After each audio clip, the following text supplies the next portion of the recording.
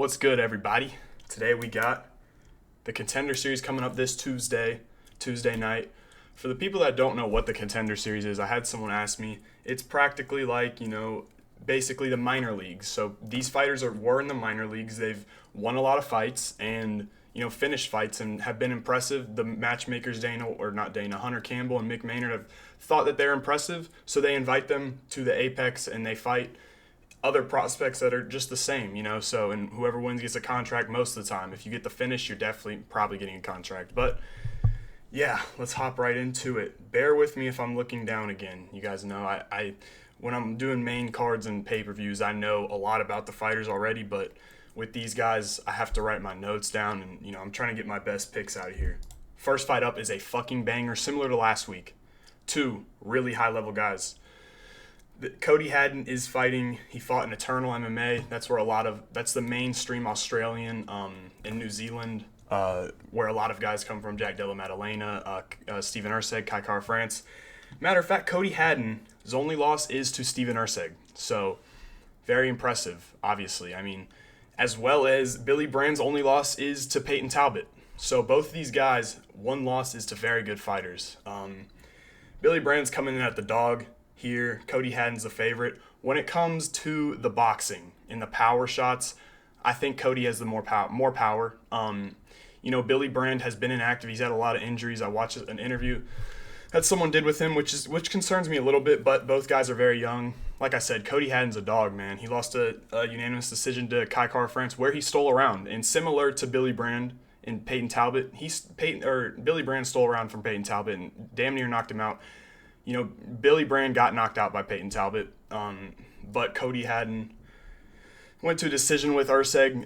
I thought Billy Brand's performance was very impressive, and I'm going to talk about Billy Brand first. So Billy Brand is kind of a Muay Thai guy. He is a Muay Thai, before he does Muay Thai. Both these guys are strikers, by the way. You probably won't see him go to the ground, maybe some clinches. Maybe we'll go to the ground. If it goes to the ground, I believe Cody Haddon has the advantage, but I don't think it will. Billy Brand, he's a good leg kicker, but the thing about him, his speed. His head movement is fantastic in his speed, but his head movement causes him to get caught sometimes, so it's a bit interesting. So when it comes to the speed, I'm definitely going with Billy Brand. I think he's very fast, very good head movement, very good footwork. He's a little bit small for the division, which kind of concerns me. As you can see, he's 5'6", but he's small, like not that built, right? But he's a good fighter, very good fighter. On the other hand, Cody Haddon, like I said, is a boxer. He's going to come in there and he's got better boxing than Billy Brand. I'm very excited for this fight, though. Both these guys are very high-level fighters. I can't say the same for the rest of the fighters on this card. Billy Brand will brawl. He will sit there and brawl, which kind of concerns me against Cody Haddon, a guy who's got fantastic combinations. He mixes up the head and the body. He's a great fighter. Both these guys are great, like I said. I'm picking Billy Brand, though. I think, the kicking game of Billy Brand is going to help him here. I don't see Cody Haddon kick much. He is the dog here. So if you want to, lay the bread, I don't know if I will be betting on him. But I like Billy Brand. I think he's really high level. As well with Cody Haddon, they're both extremely high level, so this is going to be a very technical fight, and I'm very excited to watch this one. Similar to the Lanier Cavanaugh-Antoine Ho. If I had to, I could see Cody Haddon getting a finish here, possibly, but I'm sticking with Billy Brand. He's got a nasty right overhand.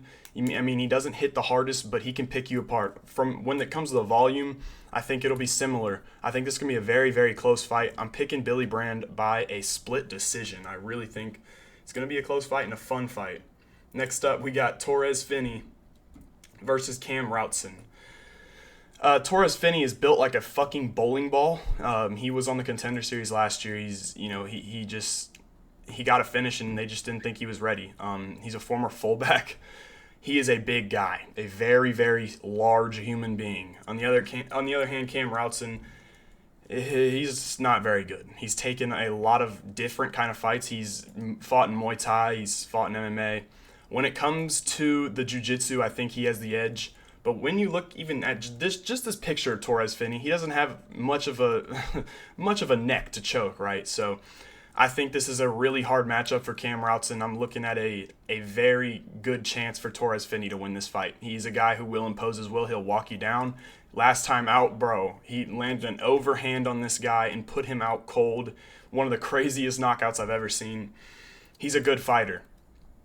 He's very big. Like I said, when you see him, he's a very fucking big guy. Cam Routzen's going to be taller here. Like I said, I do think he is the BJJ, advantage here. He throws up a lot of triangles off his back and stuff. So Finney's got to be dangerous. But when it comes to the straight, power and intimidation, and I think Torres Finney's going to impose his will and come in here and take care of business. Cam Routzen, he has some decent kicks. He's fairly slow, and his boxing isn't great. He's got better kicks than Finney, but I think this is a matchup where Finney's going to come in here and get the job done easily, bro. He's one of the biggest dudes I've ever seen. Next up, we got Corntavious Ramois versus Michael Imperetto. Both these guys don't impress me too much. Michael Imperetto's coming here as a plus 250 dog, and I think that's a good value because I don't think Cortavious is that good. Honestly, he was already on the Contender Series, and he got fucking popped by Brad Tavares, who is in the UFC and a very good boxer. And, Brad Tavares is a good boxer and tough to fight, but he got popped in like the first minute. It was bad. But he's coming off a win. He's a good jiu-jitsu guy. I think Michael Imperetto is a better jiu-jitsu guy. He's a bit older, as you can tell. He's 34. But I'm going to pick Cortavious to get this one done. I think he's better on the feet. Like I said, Michael Imperetto is he's got a lot of submissions. Not really the highest level fight, to be honest with you, but I think Cortavious is going to come in here and get this one done. The number is extremely... I really don't like the number on this fight at all. But it is what it is. Let me see if I can... What the fuck happened? I'm sorry, I mixed up. Oh, here we go. Sorry. Yeah, here we go. Fuck me, man. Okay, next up, we got Rizvan Kuniev versus Hugo Kana. Hugo Kana is coming in as a big dog here, and I really think this is a stylistic matchup that's good for him. He's a jiu-jitsu guy. He's a wrestler. He likes to wrestle, and Kuniev, on the other hand, has beaten, or he went to a decision with Renan Ferreira, who's booked to fight Francis Ngannou, the 6'8" guy in the PFL, and he wrestled a lot and clinched a lot in that fight, but it was a no contest because he popped for roids. He is Russian and from Dagestan, so those guys tend to do that. But he got popped for roids.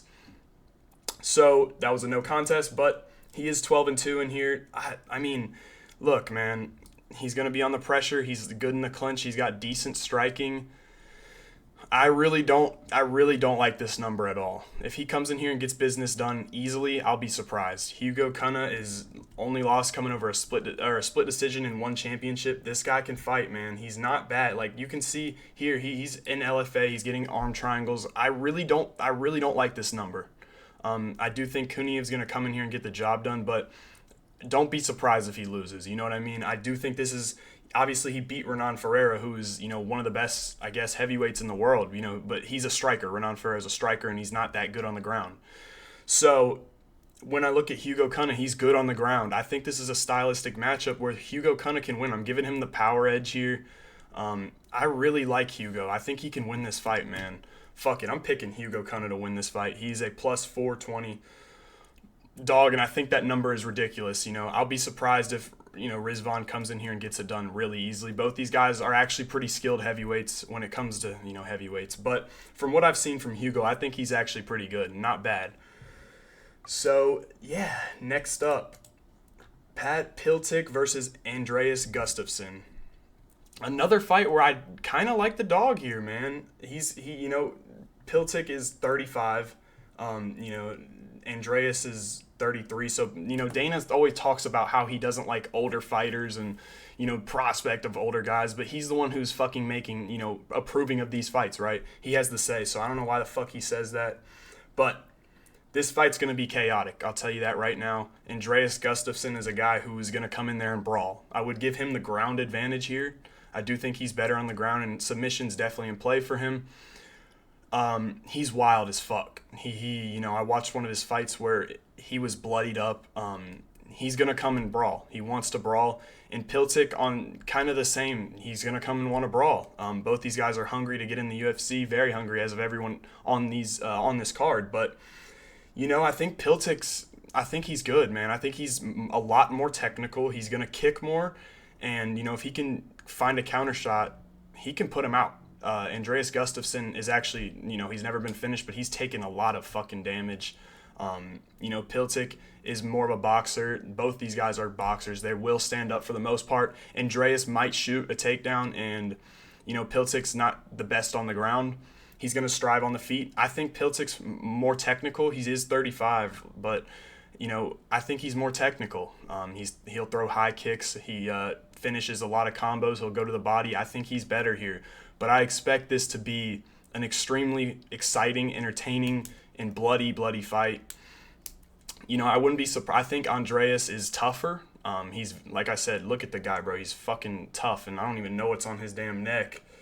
But he's tough, man. This is a really, not a skill high level. But I see these guys, if they come into the UFC, any of them are going to be brawlers and not have a lot of success, to be honest. But I kind of like Piltic here, man. I think he's going to get this one done. I think he'll get it done by a decision or a KO, but I feel like on the feet, he's a lot more technical. He's going to be smaller here. Gustafsson is not technical at all. He's coming forward. He's not got the greatest boxing or, just anything, but on the ground, I would give him the advantage.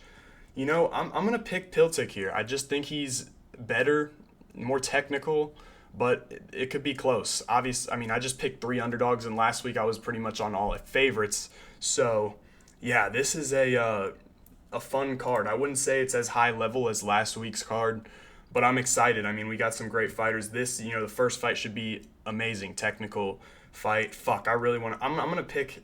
Man, I'm gonna pick Brand on it. Fuck it. All right, we'll do Brand. But yeah, I'm excited, man. This is one of my favorite things to watch as a UFC fan. If you're just getting into UFC and MMA, it's definitely, if you have the time to watch it, it is tomorrow night. You should definitely watch it. You could, a lot of these guys, if they win, are going to be in the UFC. These guys right here, I think, are very high level. Torres Finney's a good fighter. We could see these guys as well. I don't know. These guys aren't that great. But I'm really excited, and yeah, let me know what you think in the comments. I'll see y'all boys in the next one.